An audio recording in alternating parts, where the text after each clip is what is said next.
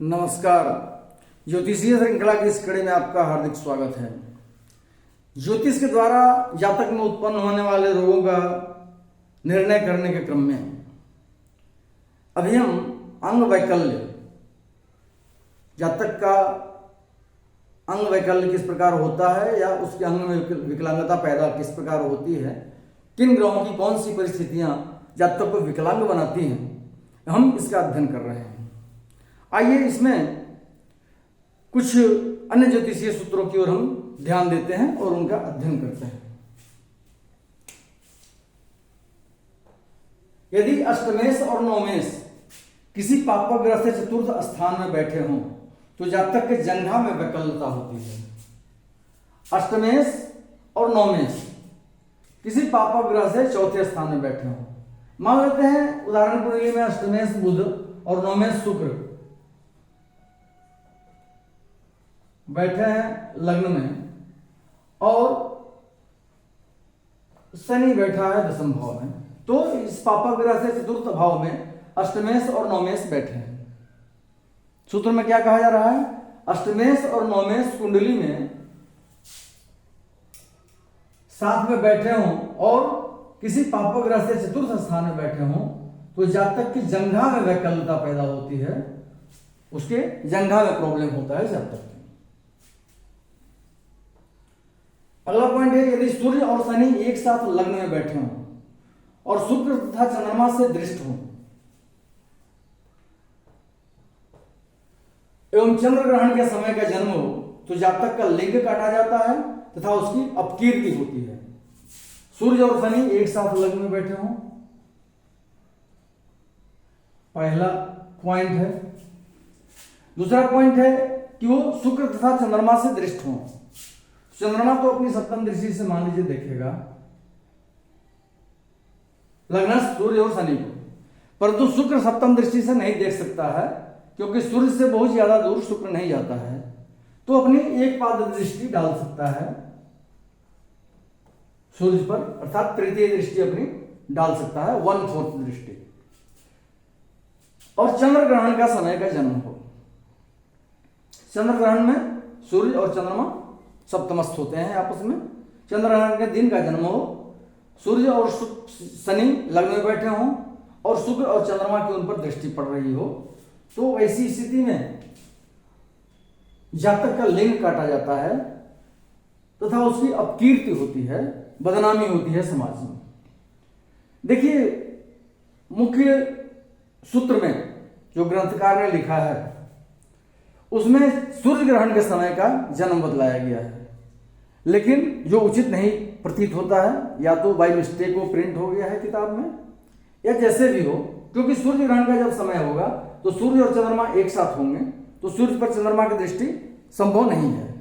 इसलिए ऐसा प्रतीत होता है कि उस विद्वान ने चंद्र ग्रहण के समय का जन्म लिखा होगा या बताना चाहा होगा, परंतु सूत्र में सूर्य ग्रहण का समय लिखा गया है। फिर से जान लें हम लोग, सूर्य और शनि लग्न में बैठे हों तथा वो शुक्र और चंद्रमा से दृष्ट हों तथा चंद्रमा की सप्तम दृष्टि पड़ रही हो, शुक्र की एक पाद दृष्टि पड़ रही हो उन पर, और चंद्र ग्रहण के समय का जन्म हो, तो वैसे जातक का लिंग काटा जाता है, लिंग छेदन होता है और उसकी अपकृति होती है, बदनामी होती है सोसाइटी में। अगला बिंदु है, यदि लग्न स्थित शुक्र को शनि देखता हो तो जातक के कमर में वैकल्यता होती है। लग्न में शुक्र स्थित हो और वैसे लग्न शुक्र को शनि देखता हो तो जातक के कमर में वैकल्यता होती है, कमर में पीड़ा या उस तरह की विकलांगता पैदा होती है।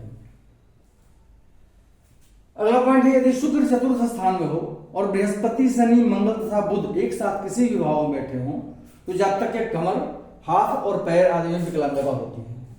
शुक्र चतुर्थ भाव में बैठा हो और बृहस्पति शनि मंगल तथा बुध, बृहस्पति शनि मंगल बुध ये चार ग्रह कुंडली में किसी भी भाव में बैठे हों तो वैसी स्थिति में जातक का कमर, हाथ, पैर इस सब में विकलांगता होती है, अर्थात चारों तरफ से पीड़ित रहता है जातक हम लोग देखते हैं कि बहुत सारे लोग बताते हैं कि उनके सर्वांग में दर्द हो रहा है, कमर में पीड़ा है, हाथ पैर में पीड़ा है, या सुन्नापन, लंगड़ापन, किसी भी तरह की स्थिति पैदा हो सकती है। वैसी स्थिति बनती है। शुक्र चतुर्थ भाव में हो और बृहस्पति, शनि, मंगल तथा बुध किसी भी भाव में बैठे हों तो जातक के हाथ, पैर, कमर इत्यादि में वैकल्य होता है, विकलांगता पैदा होती है। यदि सूर्य, चंद्रमा और शनि छठे अथवा आठवें भाव में हो तो जातक के हाथ में पीड़ा होती है। सूर्य, चंद्रमा और शनि छठे भाव में बैठे हों या आठवें भाव में बैठे हों एक साथ, तो वैसे जातक के हाथ में पीड़ा होती है। यदि बृहस्पति शनि के साथ हो, चंद्रमा दशम भाव में हो और मंगल सप्तम भाव में हो तो जातक विकलांग होता है। बृहस्पति शनि के साथ कहीं भी बैठा हो, चंद्रमा दशम भाव में बैठा हो और मंगल सप्तम भाव में बैठा हो तो ऐसा जातक विकलांग होता है। बृहस्पति शनि के साथ कहीं बैठा हो, चंद्रमा क्षमा करेंगे, चंद्रमा दशमस्थ हो और मंगल सप्तमस्थ हो तो वैसा जातक विकलांग होता है।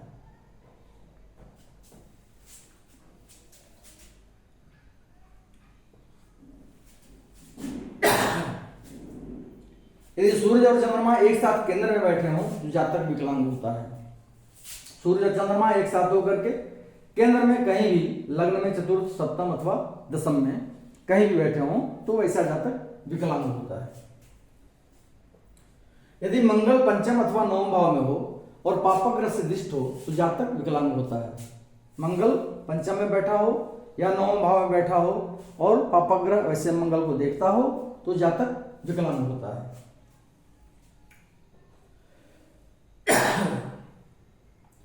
यदि सभी पापग्रह केंद्र में हो तो जातक सर्वांग विकल होता है।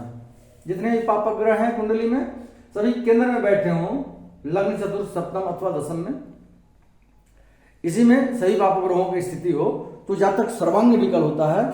पूरा शरीर उसका जो है सो अच्छी स्थिति में नहीं होता है, पूरे शरीर में विकलांगता होती है। यदि लग्नेश बृहस्पति और शनि से दृष्ट हो, यदि लग्नेश बृहस्पति हो और शनि से दृष्ट हो तो जातक को वात रोग होता है। अर्थात लग्न या तो धनु राशि लग्न में हो या मीन राशि लग्न में हो, अर्थात लग्नेश बृहस्पति हो और वैसे बृहस्पति को शनि देखता हो तो जातक वात रोग से पीड़ित होता है। वात रोग में जैसे गठिया वगैरह आदमी को होता है, गाउट वगैरह, उस रोग से पीड़ित होता है जातक। यदि लग्नेश बृहस्पति हो और उसका शनि के साथ किसी भी प्रकार का संबंध बन रहा हो तो जातक को वात रोग होता है। लग्नेश बृहस्पति हो अर्थात लग्न, धनु लग्न की कुंडली हो या मीन लग्न की कुंडली हो तो उस स्थिति में लग्नेश बृहस्पति होगा और उसका शनि के साथ किसी भी प्रकार का संबंध बन रहा हो, जो हम लोग संबंध जानते हैं, या तो उनके साथ युति संबंध बन रहा हो या आपस में दृष्टि संबंध बन रहा हो, स्थान परिवर्तन का संबंध बन रहा हो या किसी भी प्रकार का संबंध लग्नेश बृहस्पति के साथ शनि का बन रहा हो तो ऐसी स्थिति में जातक को वात रोग होता है, जातक वात रोग से पीड़ित होता है। अगले वीडियो में हम अंग वैकल्य संबंधित कुछ अन्य योगों को लेकर उपस्थित होते हैं। नमस्कार।